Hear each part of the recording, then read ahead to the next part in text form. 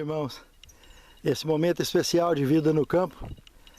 Estamos aqui realizando um sonho de quando eu procurei um lugar para reunir o povo de Deus um dia.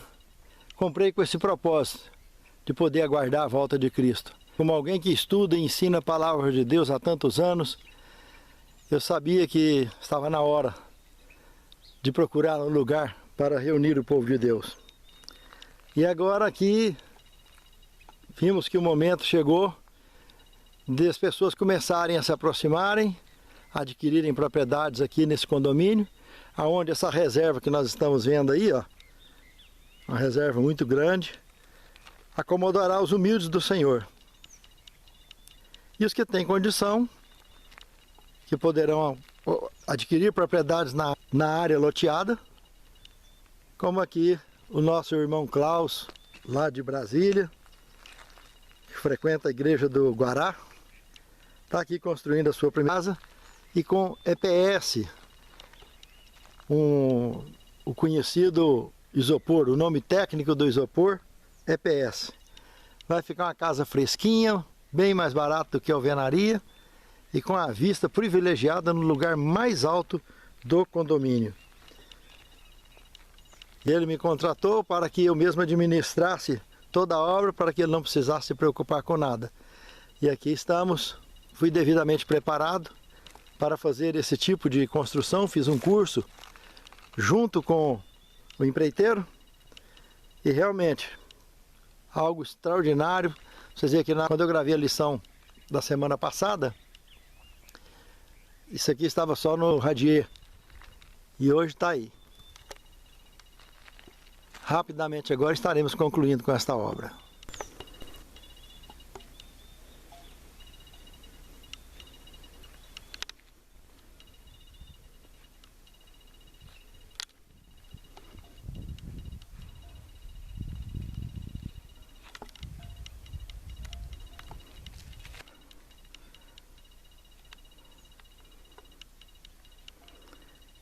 E vou mostrar para vocês outros lotes também que foram preparados para receber construção.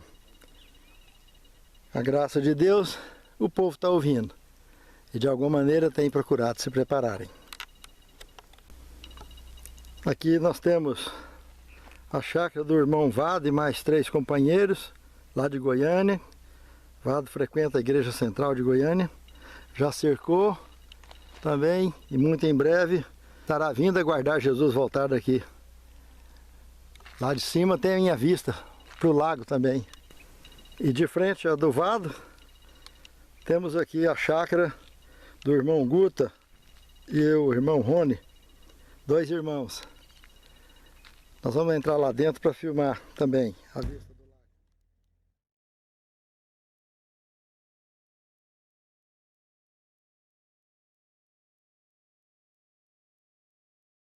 Uma vista belíssima para o lago. Está aqui preparado para a construção já. Nos próximos dias estarão executando as obras, construindo no fundo da chácara.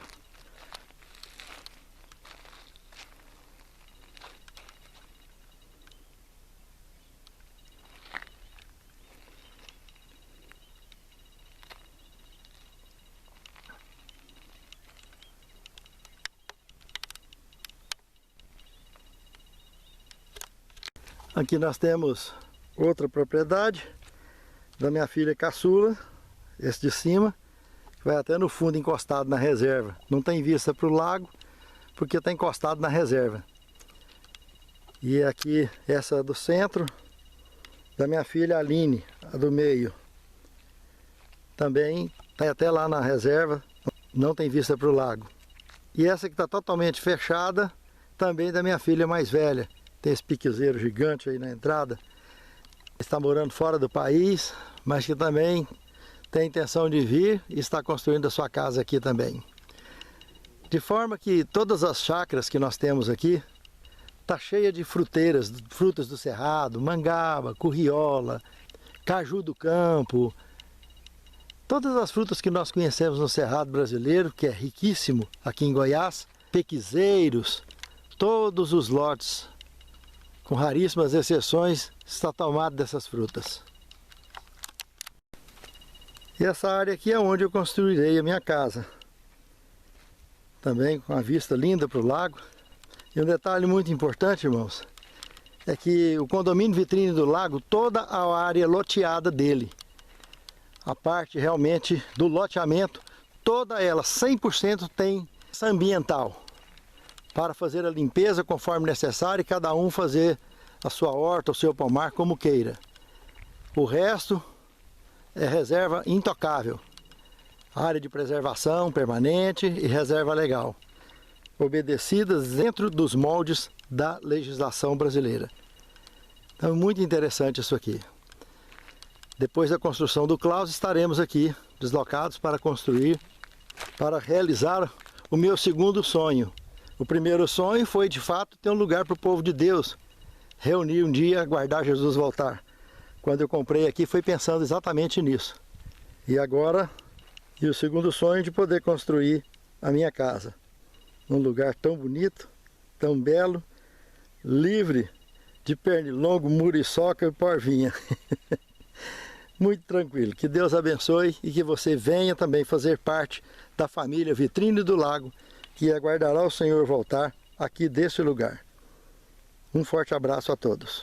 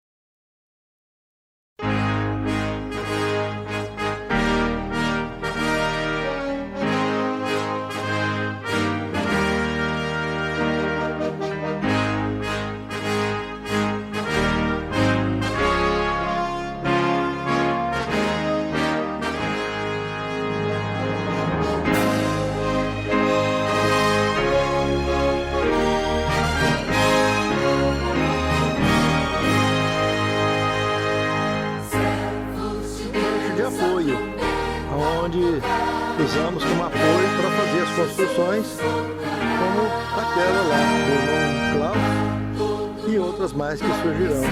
Já várias pessoas compraram unidades aqui, esperando a situação mais apropriada para fazer as suas construções.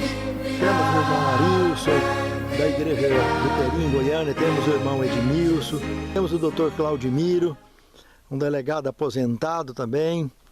Temos o seu irmão Teleone também, um policial federal, também da nossa igreja. Dentre outros mais que adquiriram unidade e estão aguardando o momento oportuno para iniciar a construção. Olá meus irmãos, minhas irmãs, um ótimo dia para vocês. De fato, um dia extraordinário, né? No raiar de um novo dia em nossas vidas e de mais uma oportunidade de abrirmos a Palavra de Deus e podermos estudar. Eu gostaria, antes dessas considerações, de convidá-los para uma palavra de oração. Santo Deus, muito obrigado, Senhor, por permitir em nossas vidas oportunidades tão nobres de podermos abrir a Tua Palavra, poder estudar e buscar o sustento para a nossa fé. Capacita-nos, unja-nos, inspira-nos, ilumina-nos. Dirija as nossas vidas. Prepare-nos para o Teu reino. É o que te pedimos, agradecidos, em nome de Jesus. Amém, Senhor. Hoje nós temos Filhos da Promessa, um tema muito importante, relacionado com a aliança eterna de Deus para conosco, para com os escolhidos sobre a face da terra. O verso principal nós encontramos em Mateus capítulo 28, verso 20, que diz: Eis que estou com vocês todos os dias, até o fim dos tempos. Irmãos, aqui aparece uma promessa do próprio Filho de Deus quando esteve por aqui, que não deixa de ser um impacto tremendo. Porque, ao mesmo tempo que ele comenta que não nos deixará sós, não nos abandonará, ele também faz então uma promessa que estará conosco o tempo todo. E apresenta de maneira muito forte uma profecia que se destacaria no meio escatológico algo muito tremendo. Vai haver um fim dos tempos. Quando nós falamos em tempos, nos volta a mente para Daniel, capítulo 7, verso 25, onde diz que o sistema corrupto religioso que perseguiria os santos do Altíssimo cuidariam em mudar os tempos e a lei de Deus. Quando fala tempos, nós lembramos logo na nossa cultura mortal. Nos faz lembrar de estações, meses, anos, história, pré-história, proto-história e história da humanidade. Tempos demarcados por limitações mortais. Nós fomos criados como raça pura para vivermos na eternidade. Nenhum de nós foi criado para morrer, para enfrentar o que nós enfrentamos neste velho mundo. Foi justamente a nossa opção em pecar, em mergulhar de livre e espontânea vontade nos erros, que não adianta criticar os erros de nossos pais, de nossos ancestrais, porque nós temos os nossos próprios erros, frutos das nossas próprias escolhas. Então, quando Jesus aponta aqui, que estará conosco até o fim dos tempos, ele está falando uma coisa muito forte. Ele está dizendo que esse ciclo mortal vai acabar. E lá no Apocalipse, João comenta que não haverá mais morte, nem pranto, nem dor, e essas são as primeiras coisas que são passadas, falando de um grupo recolhido por Cristo, que foi levado ao céu, passou 1000 anos no céu e agora voltou para cá para morar aqui nesse planeta. Então vai ter fim dos tempos e nós estamos diante dessa situação, prestes a estar acontecendo. O que avaliaremos dentro desse tema mostra muito bem essa situação. Que no rodapé deste manual consta a experiência de um pai com uma filha, uma menina de 10 anos, ambos bons nadadores. Estavam ali numa região litorânea e resolveram nadar juntos ali, próximo da praia. E aconteceu que o pai foi surpreendido por fortes marés e a maré acabou conduzindo este homem para águas profundas. Quando ele percebeu a situação, que não teria volta, ele gritou para a menina que ia buscar ajuda em terra e era para ela virar de costas, que ela poderia nadar o dia todo ou flutuar o dia todo sem problema algum, e que ele voltaria para buscá-la. Logo que esse homem alcançou a terra, conseguiu os devidos socorros, depois de 4 horas de busca e procura, encontraram a menina flutuando tranquilo, calmamente, longe, bem longe da praia. Ela confiou na promessa do seu pai, estava segura. Por mais que aqueles grupos emocionados terem encontrado essa menina, ela ficou até espantada de ver tanta emoção, tanta comoção, sendo que ela estava tão tranquila, tranquila por ter seguido a orientação do seu pai e ter dado tão certo, que ela estava, na verdade, se divertindo, longe de casa, bem longe da praia, e, no entanto, segura, segura na promessa do seu pai. Como Jesus um dia garantiu aqui para a descendência de Abraão que ela estaria segura e ele estaria conosco. É justamente aí que entramos no segundo tema, o seu escudo. Quando tratamos desse tema, lembramos logo de Gênesis capítulo 15, verso 1. Ali, pela primeira vez, o próprio Deus se revela de uma maneira extraordinária, como o escudo de Abraão. Ou seja, ele está oferecendo uma blindagem extraordinária para todos aqueles que o recebem como seu guia, como seu mestre, como seu pai. Todo aquele que aceita ser conduzido, ser dirigido pela vontade de Deus. Esse escudo que Deus está dizendo, sabemos que Abraão foi chamado de o pai da fé. Esse escudo é acionado exatamente pela fé. Deus percebeu que Abraão tinha fé suficiente para receber esse escudo. E assim aconteceu em sua vida, em toda a sua vida. Ele mesmo sendo um homem mortal, um homem como qualquer um de nós, ele recebeu esse escudo. Esse mesmo escudo foi o escudo que a mocinha de 10 anos, com seu pai, confiou por conhecer tanto o seu pai. Nós conhecemos o nosso Deus, conhecemos o seu Filho, o que ele fez por nós, para que eu e você pudéssemos ter a certeza da salvação e principalmente da vida eterna, porque ele é o nosso escudo. No terceiro tema, nós temos a promessa do Messias, parte 1. No próximo tema analisaremos o parte 2. Aqui então temos Gênesis capítulo 28, verso 14, que apresenta que em você e na sua descendência serão benditas todas as famílias da terra. Interessante que Gálatas capítulo 3, verso 29, comenta algo confirmatório exatamente sobre esse tema escrito em Gênesis. Lá diz o seguinte: e se vocês são de Cristo, são também descendentes de Abraão e herdeiros segundo a promessa. Lembra do escudo? O escudo foi fundamental para Abraão e é fundamental para nós, esse escudo da fé.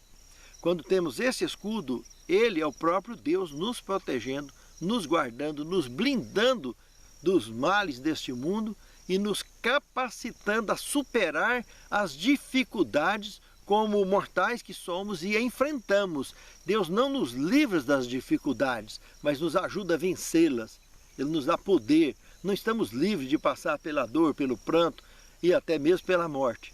Mas ele nos ajuda, ele nos garante, como nosso escudo, a sermos vitoriosos em toda e qualquer circunstância que enfrentamos diante de nós. Por mais difícil ou por mais impossível que pareça ser, ele é o Deus do impossível. Ele cuida de cada um de nós e nos garante a nossa salvação, a nossa proteção e o nosso retorno à condição original da criação, que é voltar a fazer parte de um reino eterno.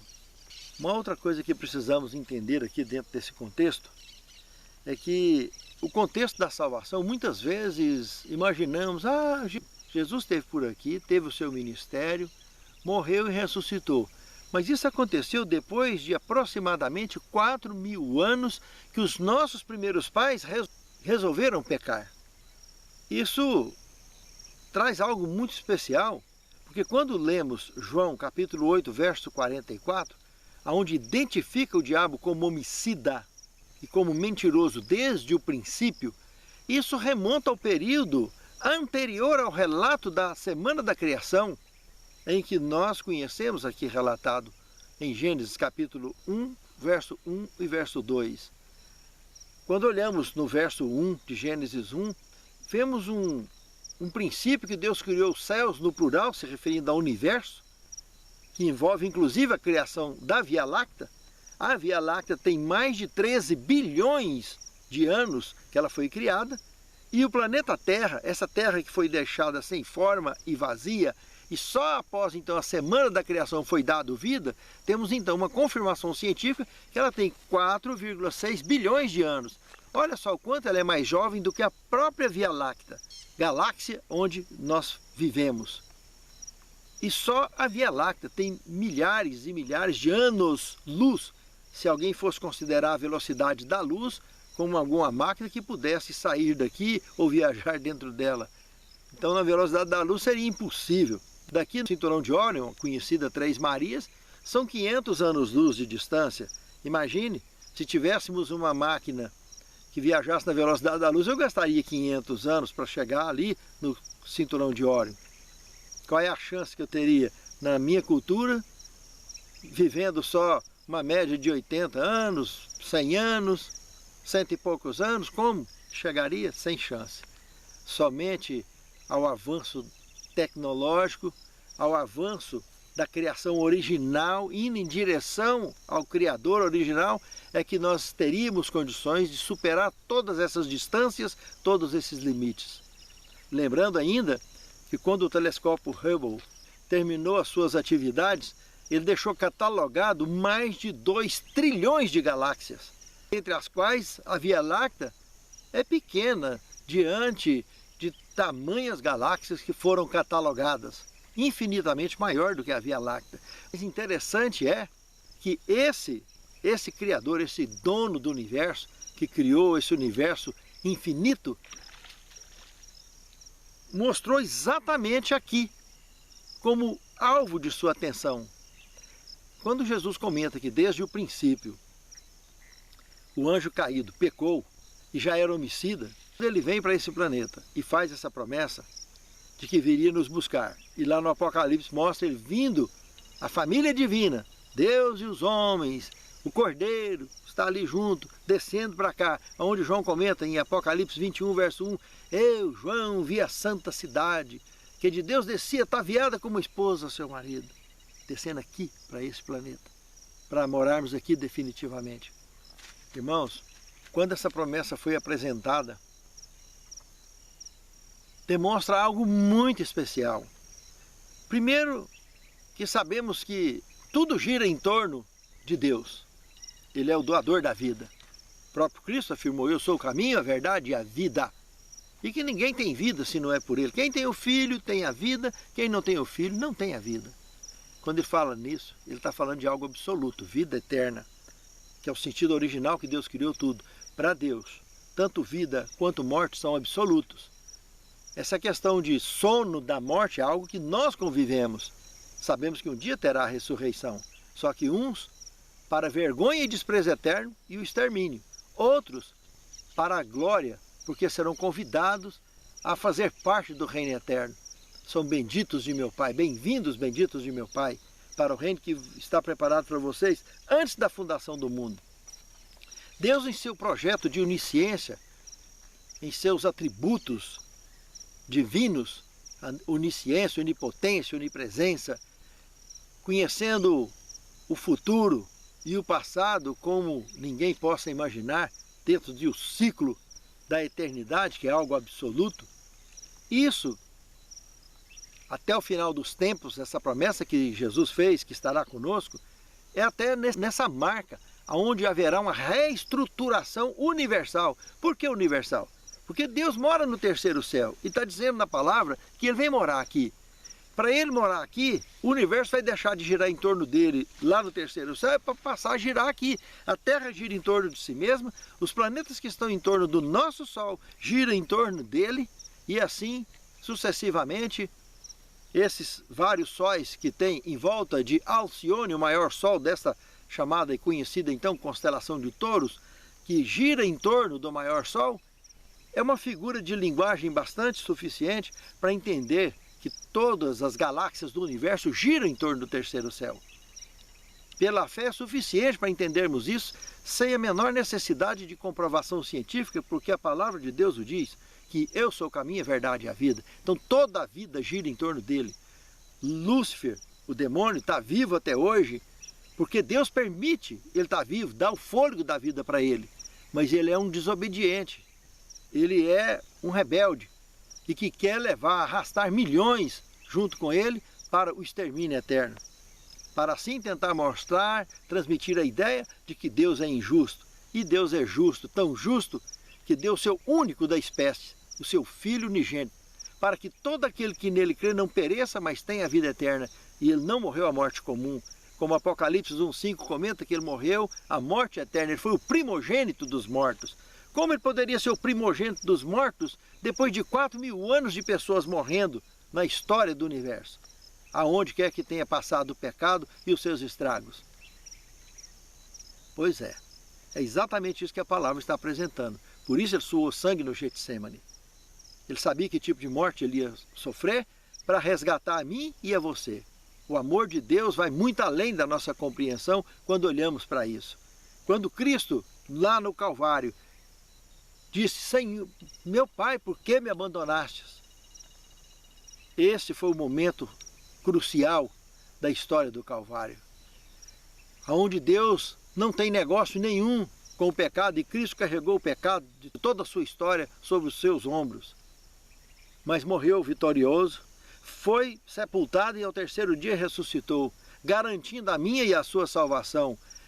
Ressuscitou, reassumindo a sua forma divina, por isso ele não foi reconhecido diante dos apóstolos, Maria Madalena e vários outros. Nós também seremos a nossa estrutura física modificada, perderemos essa aparência de mortais que nós temos. Seremos normais como estamos, mas diferente, porque um corpo com brilho, um corpo sem deficiência, um corpo sem calvície, sem cicatrizes.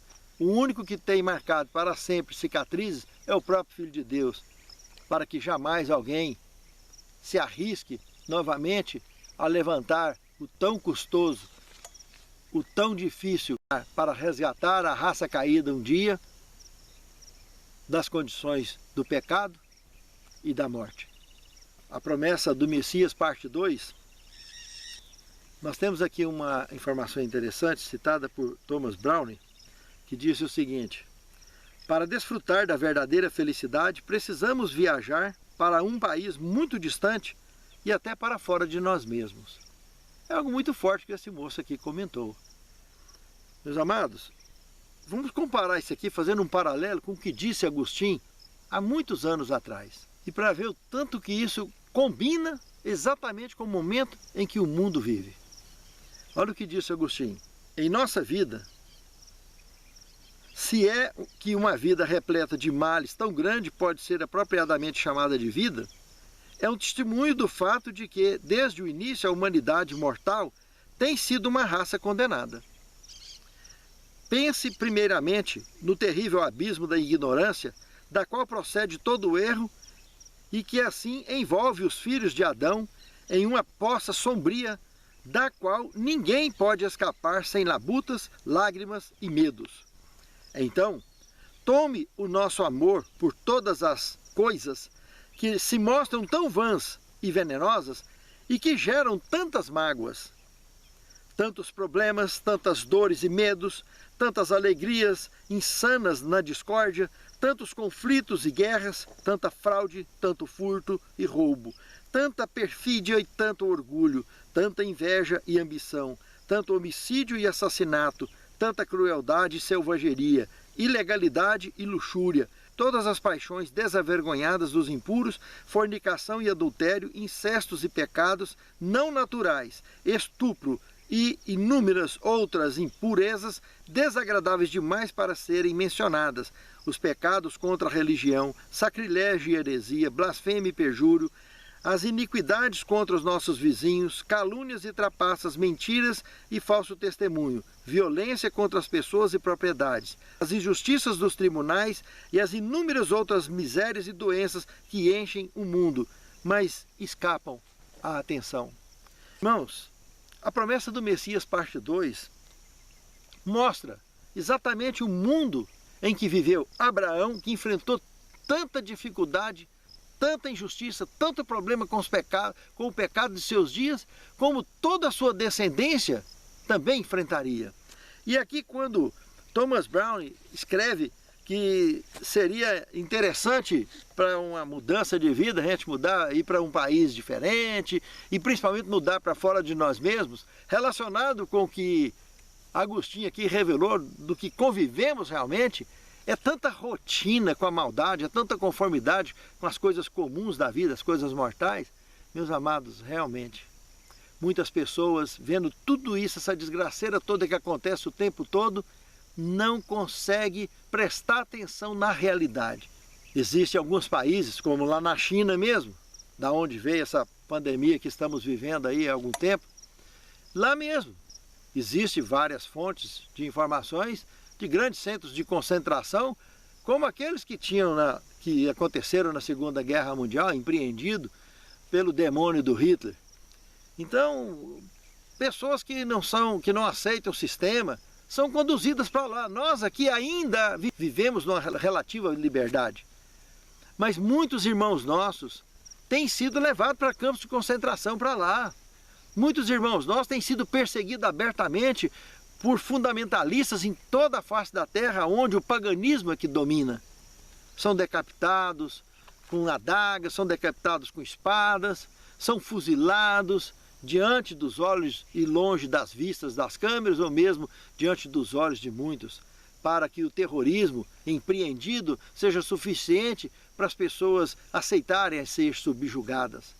Nós, no meio dessa toda essa anarquia que vivemos, de toda essa maldade que a gente convive, quantos e quantos tentam buscar dentro da igreja uma solução que não está propriamente dito na igreja, mas está na relação com o dono da igreja, que é o Cristo, Deus vivo. Nós precisamos aprender a adorar a Deus em espírito e em verdade. Foi isso que Cristo disse para a mulher samaritana junto ao poço de Jacó. Lá no capítulo 4, no verso 23, ele comenta: a hora vem e agora é em que os verdadeiros adoradores adorarão o Pai em espírito e em verdade, porque o Pai procura tais que assim o adorem. Meus amados, Deus tem procurado a mim, a você e toda a face da terra, onde as pessoas estão sofrendo, aonde as pessoas estão sendo injustiçadas, aonde as pessoas estão enfrentando todo tipo de problema que se possa imaginar, seja com o pecado, seja com a maldade, do que for. Deus é o nosso escudo. Ele é a garantia que nós seremos vitoriosos. Essa promessa do Messias, parte 2, Abraão entendeu ela lá em cima do Moriá, quando foi pedido para que ele sacrificasse, entregasse o seu filho, o filho legítimo da promessa que ele teve. E um filho que ele teve na idade idosa. A mulher dele, Sara, tinha anos que já convivia na menopausa. Como um milagre tão extraordinário aconteceu, e agora esse filho da promessa que ele tinha, Deus pediu para que ele levasse ao Moriá, porque ele sentiu a certeza do escudo.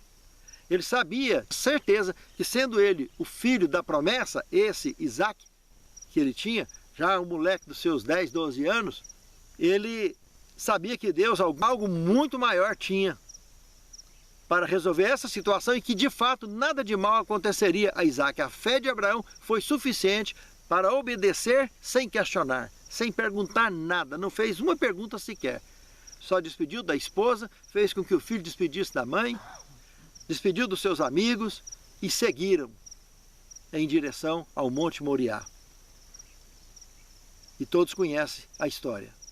Lá em cima, quando ele estava prestes a degolar o seu filho, um anjo veio na direção do céu impedindo que o sacrifício acontecesse. E a fé de Abraão passou pela grande prova que eu e você enfrentamos tantas nessa vida e que só depende realmente da nossa fé para que esse escudo seja de fato acionado e nós possamos ser vitoriosos.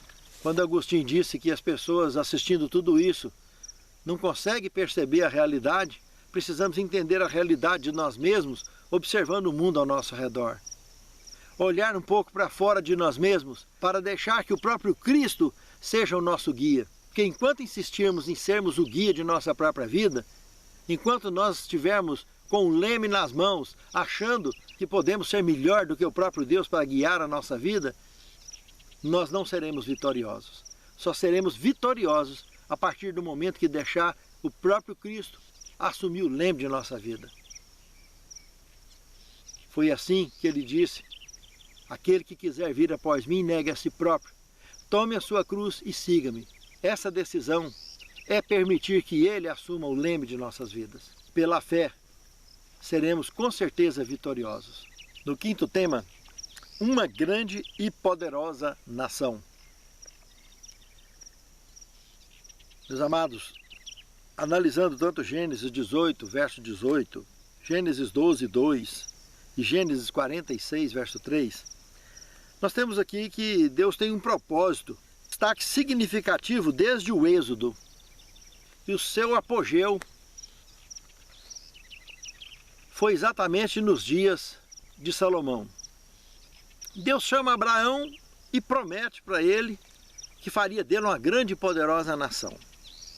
Abraão saiu lá de Ur dos Caldeus, aonde futuramente a sua caravana, juntamente com seu pai, se estabeleceria antes dele arrancar na viagem que o levaria à Palestina. Ali, então, em Ur dos Caldeus, ao sul da Mesopotâmia, ele viveu. A maior parte da sua vida ele estava ali. E o seu patrimônio, os seus bens, dos seus pais, tudo foi adquirido ali. E saiu uma caravana poderosa dali daquele lugar e parou em Harã, no norte, indo cumprir a promessa que Deus prometeu a Abraão quando ele estava lá em Ur dos Caldeus. Quando ele estava em Ur, ele fez essa promessa para ele. E de alguma maneira o pai dele, Terá, apesar de ter um nome babilônico, um nome não com significados tão interessantes, esse indivíduo, Terá, aceitou. Ele confiou de alguma maneira na visão do filho. Esse filho já era uma pessoa especial. O próprio Deus, na realidade, já tinha escolhido a ele. Se Deus escolheu a ele, imagine se um mortal ia desconfiar muito disso, ainda mais sendo o pai que conheceu esse menino desde que nasceu. Ah, de fato. Ele sai, a caravana estaciona em Harã, no norte, e quando estava em Harã, Terá morreu. E aí, como uma sociedade paternalista, ele assume a caravana e aí definitivamente vai em direção à Palestina, aonde ele começa a entender esse propósito todo da promessa. Quando ele chega lá na Palestina, depois de várias dificuldades enfrentadas, inclusive de guerras com nações menores e conflitos que já tinham lá na região, ele acabou sendo envolvido no meio desses conflitos, foi vitorioso. Ele conhece uma raça pura, descendente de Adão, que nunca pecou, Melquisedeque, e vem visitá-lo. E vem confirmar toda a promessa que Deus fez para ele, o qual ele também ofereceu dízimos e ofertas. Isso mais do que nunca confirma realmente que esse indivíduo, Melquisedeque, como lá no livro de Hebreus fala muito sobre ele, tem nos Salmos também, e aqui no Gênesis, confirma então que esse indivíduo realmente tratava dos assuntos de Deus com a raça caída, interessada em se tornar uma raça eleita, que muitos anos mais tarde, Pedro, apresentando uma revelação pelo Espírito Santo, totalmente inspirado pelo Espírito Santo, dá esse termo intermediário entre raça caída e raça pura. Então, raça eleita, mostrando que membros da descendência de Abraão, iniciando com ele e dali adiante, tinham um propósito especial do cuidado de Deus para com esses escolhidos. Por mais que eles sejam pecadores, mortais, cheios de debilidades e deficiências, Deus tem olhado para eles, tem cuidado com carinho. Eles levam dízimos para o avanço da causa de Deus de forma espontânea, eles levam ofertas para o avanço da causa de Deus, para que a assistência social seja fortalecida, para que a pregação do Evangelho possa avançar, e eles fazem isso de forma espontânea. Melquisedeque recebeu isso de Abraão. Esse moço foi, conforme Paulo comenta lá em Hebreus, no capítulo 7, que Cristo, quando ressuscitou aqui e voltou para o céu, ele recebe o sacerdócio não de uma ordem mortal, mas de uma ordem imortal, daquele que também não conheceu a morte, se referindo a Melquisedeque. E Jesus recebe o sacerdócio celeste e universal das mãos desse, segundo a ordem desse, então, Melquisedeque. E Cristo assume o controle definitivo agora da história do universo, onde todos os planos de Deus para mim e para você estão sendo estabelecidos no passo a passo de nossa fé, conforme o escudo que nós acionamos ao confiarmos na palavra de Deus, ao confiarmos na direção de Cristo em nossas vidas. No sexto tema, engrandecerei o seu nome. É tudo então voltado, estabelecido para todo o conteúdo temático que analisamos até aqui, né? Se analisarmos então agora Lucas capítulo 15, verso 19 ao 31, nós temos uma forma muito interessante de ilustrar o que esse tema requer. Ali temos a parábola do rico e Lázaro. Cristo, quando apresenta a parábola, nós sabemos que ele está trabalhando com alegorias. E nesse caso aqui, ele tenta nos mostrar o paralelo entre a vida eterna e a morte eterna. Entre os privilégios de fazer parte de um povo escolhido, que aceitam a vida eterna, e pessoas que rejeitam a vida eterna. E ele chama desses que aceitam de seio de Abraão. Todos os que aceitam essa promessa feita a Abraão, então vão para o seio de Abraão. É como se ele colocasse então a cidade, essa cidade santa aqui de um lado, protegida do fogo eterno que destruirá esse planeta, lógico, depois será restaurado, mas ali dentro, no seio de Abraão, estavam os salvos. Inclusive o Lázaro, o pobre Lázaro aqui da parábola. E do lado de lá estava o rico gozador, que durante a vida só gozava. O pobre vivia das migalhas de pão que caía da mesa do seu senhor, vivia de esmolas, vivia da misericórdia ou do bom senso de alguém para que ele pudesse sobreviver. Dentro da parábola, esse é o contexto. E aí ambos morrem, e agora se projeta dentro dessa parábola, um no seio de Abraão, o pobre, e o outro exatamente queimando no fogo eterno. Inextinguível. Por quê inextinguível? Fogo eterno. Fogo eterno destruiu Sodoma e Gomorra, mas ela está queimando até hoje? Não está. Queimou, matou aquelas pessoas, destruiu aquelas cidades. Sodoma e Gomorra. Esse mesmo fogo exterminará um dia com todos os ímpios, Satanás e todos aqueles que decidiram fazer parte desse grupo que rejeita a vida, porque o próprio Cristo é a vida. Então, quando nós rejeitamos a Deus, nós estamos rejeitando a vida. Aí estamos aceitando essa vidinha de mortal comum que nós vivemos, que não vale nada. Terminou o seu ciclo? Terminou. E aí? O que foi feito? O balanço foi positivo ou negativo? Como ter balanço positivo sem Deus? Pense, qual é o sentido disso? Meus amados, realmente é algo muito interessante quando Cristo faz esse comentário que na sua parábola sobre o seio de Abraão, aonde os salvos representados aqui nessa parábola pelo pobre Lázaro, pessoas que aceitam realmente a missão que Deus entregou, não importa que tipo de sofrimento terá que enfrentar, que tipo de dificuldade, mas pessoas representadas aqui pelo pobre Lázaro, eles vão exatamente para o seio de Abraão. E quando fala que ele foi colocado no seio de Abraão, irmãos, mostrando isso como algo que incorpora essa afirmação feita a Abraão de que Deus é o nosso escudo, isso é muito importante, irmãos. É revelador. Realmente, pessoas que pela fé acionaram esse escudo divino e conseguiram vencer, mesmo na pior das dificuldades, da miséria desta vida. Como Lázaro aqui é o nosso exemplo. E pessoas que às vezes tiveram de tudo, como o rico, e que não é a riqueza que faz uma pessoa ser salva ou ser perdida. Não é a condição financeira que nos garante salvação, seja pobre ou rico, mas ser pessoas que viajam para fora de si mesmos.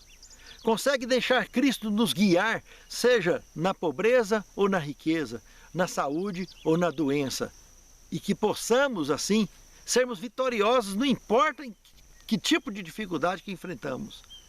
Sermos vitoriosos é o que importa. E que Cristo está conosco, Ele nos guia. E que Deus é o nosso escudo. É difícil de imaginar que Abraão, ao ser citado por Cristo aqui, como sendo o seio ao qual os salvos estão indo, ele está confirmando a sua promessa. O que ele está citando aqui em Lucas, capítulo 15.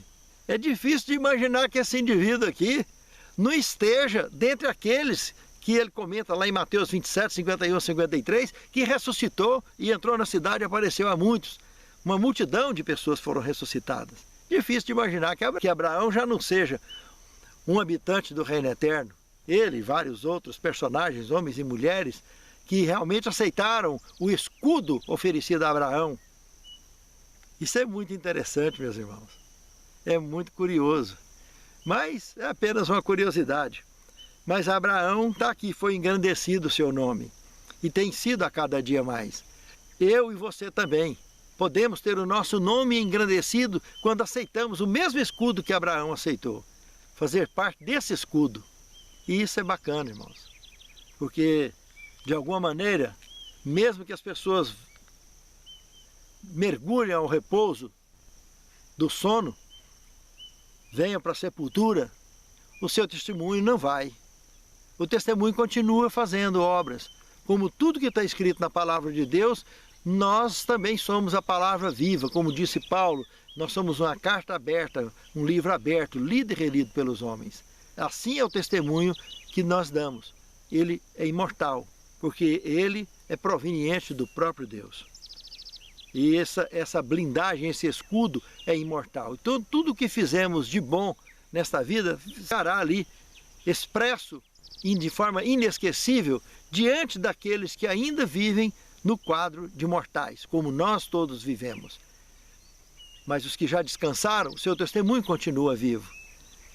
Aqueles que não tiveram testemunho a oferecer, vai esquecer logo, vai ser passado, e outro virá para cumprir o que ele não cumpriu, ou para dar seguimento naquilo que ele fez, se é que fez alguma coisa.